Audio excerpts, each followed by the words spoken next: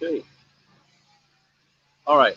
Hello, everyone. This is Woody Collins with Congo Living Hands. I'm kind of noisy outside in my backyard.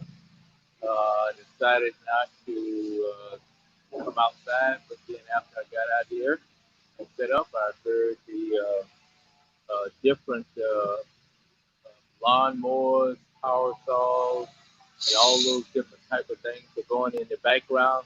So I hope that I'm coming in over all that noise and everything. However, it's pretty noisy to me. So anyway, I wanted to talk to you about a couple things today. Number one is about the uh, pox, monkeypox. Something I just read about this morning that I did not know about at all. And the second thing is about legacy, and that is whether you're talking about a legacy, a personal legacy that you think about your family, what you want to leave for your family to remember you by, and that is not necessarily monetary. That could be memories and all those type things, and the also from a corporate business standpoint, what type of market you want to leave on the world when you leave. But first, let's get to the monkeypox. Monkeypox is a disease that's transmitted by monkeys and also people who are infected by the virus. They can also transmit it whether they're alive or dead. And what it is, from what I've read this morning, it is maybe a death rate of somewhere up to 10% in some cases, and it is only in West Africa and Central Africa, and that's the reason why it popped up on my alert in Congo. And what has happened in the Congo since the beginning of the year, they've had over 2,500 cases and of monkeypox, and also that was equated to 97 deaths. 97 people have died from monkeypox. And alone since and during the week of August, July 5th, if I said August, I meant July, from the beginning of the year to July 5th. And, and during the week of July 5th, they had over 100 cases and 4 deaths. So it seemed to, for some reason, peak during the month uh, of July so far. I haven't seen any other statistics on it, but it's something that I'm gonna have to look at. And last year they had over 5,000 cases of monkeypox, and which had only 107 deaths. So it's pretty widespread through the northern part of the Congo in the rainforest areas, uh, and where there's a lot of monkeys and where people come in contact with a lot of monkeys. So that was something, and that's in spite of all the things that we typically hear about the Congo, like measles, like Ebola, like coronavirus, cholera, and all those things. You have also this thing called monkeypox, and I guess it's uh, equivalent to chickenpox in that family, because I was reading one of the commentators, person responded to the article that I read. They wrote a response and was wondering why a lot of the uh, drugs that we use to treat smallpox with was not being used for monkeypox. So it's in that family, and just something I just couldn't believe. Some of the symptoms are your joints hurt, you got fever, uh, body aches, and fever is one of those signals for anything. You can have malaria, you can have uh, anything can cause a fever, and so therefore, even coronavirus, as you see a lot now that they're testing uh, people, measuring their temperature, And so if you got head cold or whatever the case may be, and you have a slight fever, you're going to be pulled out of the line and thoroughly investigated. So, but the important things of it, it almost looks like chicken pox. That to me, the picture that they showed on the article, the person had after about 1 to 2 weeks, they broke out into a rash. And those are the type things that I remember when I was young with chicken pox, that it would break out into a rash and it would be, you would have blisters all over you and so forth and so on. So it's very close to that, but it comes actually from the monkey. So uh, something else to worry about when I go to the Congo, monkeypox. So anyway, so second subject. Okay, second subject is legacy.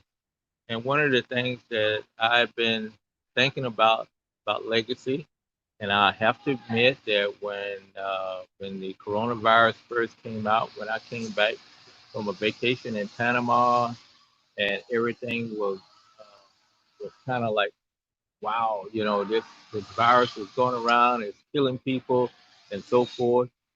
I remember after watching the news, after the first or second night I came back from not watching news for a week and everything had blown up, I noticed that, made me think, really think about is, man, there is something really going on.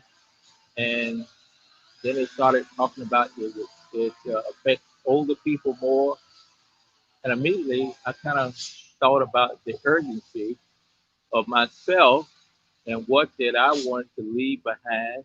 And from a personal level, I wanted to, was very interested in being a mentor, being a grandpa, and all those type things to my grandkids. And immediately I thought about, oh man, I need to stay safe so that I can be there with them to see them grow up in high school, maybe even to college, and all those type things. And it's some of the things that I remember when I was growing up, that I was around my grandparents, and they were, really proud of me, and they were more interested in what I was doing than I was. Some of the things I just shook my head as like, oh yeah, I'm doing this. They were very excited. They go, wow, that's something else. That's super. Wow, you're going on. So I'm thinking that I'll be the same way with my grandkids. And so therefore, I'm thinking about, this coronavirus could, hinder my legacy, because right now I've canceled uh, one birthday party with one of my grandsons, and I got a second one that's his birthday is in September, and it's down in Florida. And I tell you, unless the governor gets his act together down there and get things under control, I probably won't be going to Florida for September. It may be even Christmas or later than that. And I'm thinking about all that lost time that I've missed with my grandkids because of this virus. But another thing that I've been thinking about is, what legacy do I want to leave uh, with my work that I'm doing in the Congo? I really started that thinking from the standpoint that I really wanted to make a, a significant impact in the Congo, and that was the reason I got involved, because I thought I could really do that. And it's been about over 20 years that I've been working in the Congo. I can look at some things that I've accomplished, and on the inside, I know that some things could have been done better. Some things, in hindsight, did not go as well as expected, but that's life. But to most of the people, I would say they all greet me and thank me for what I'm doing in the Congo. But it's always more that I can do. So again, with this coronavirus, and you're thinking about, okay, what am I going to leave as a legacy as far as my second career? uh, with Congo, I think about that all the time. I mean, there's so many things, especially in the area of water and sanitation, is that we're right on the cusp of making some big improvements in the access to water for people. We're drilling wells now. We've tested water. We got a good knowledge of base. We train people on what water is all about and how it can be deadly to their body. As a matter of fact, the first time we did water testing, we had a incubator and we were testing it on a petri dish, and we showed them, okay, this is the bacteria that was in your water. I mean, that was the first time they had seen that and even knew that bacteria that grows into a colony and it turns the petri dish a different color. I mean, the paper in the petri dish a different color, and they were just excited about it. Well, I think for most people in America, we probably have seen a petri dish, or we know that bacteria grows, and if it's left to incubate, it grows and gets bigger and bigger, and it multiplies and divides and multiplies and divides, multiplies and divides, and keep going until it can overtake it, and you get to some point where you get a lethal dose of water that could actually kill you from a disease or something like that. So, in all, I tell you, this time has been a time of reflection on your life, on my life, and I've been thinking about it more. So when you think about, that it could to wake up the next morning and have a fever, and the next thing I know is, okay, why do I have a fever?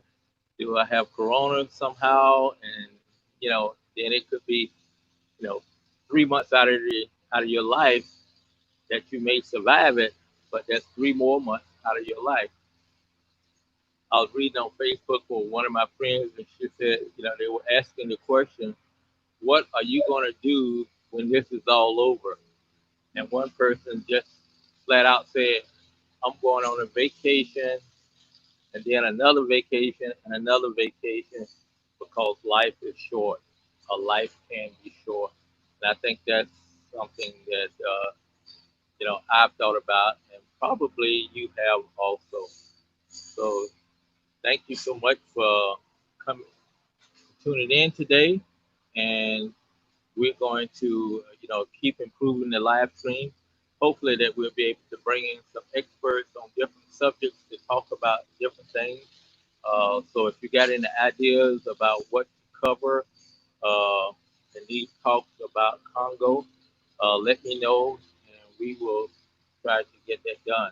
Because specifically, we want to start doing some things from Congo, meaning say bringing some of our English speaking people from Congo so that they can tell you about what they're doing and show you maybe some on the site. We will probably have to change the time to earlier in the day because right now Congo, Central Congo is 6 hours behind us. So where we start at 3 o'clock every day, it's already 9 o'clock. So we'll probably have to move that time up to 9 o'clock in the morning so that they can do something at 3 o'clock, move it up to 10 o'clock, and they can do something at 4 o'clock or whatever the case may be. But we'll get to that later. Thank you so much for tuning in, and we will talk to you later. Take care of yourself, be safe, be blessed, and have a nice weekend. Goodbye.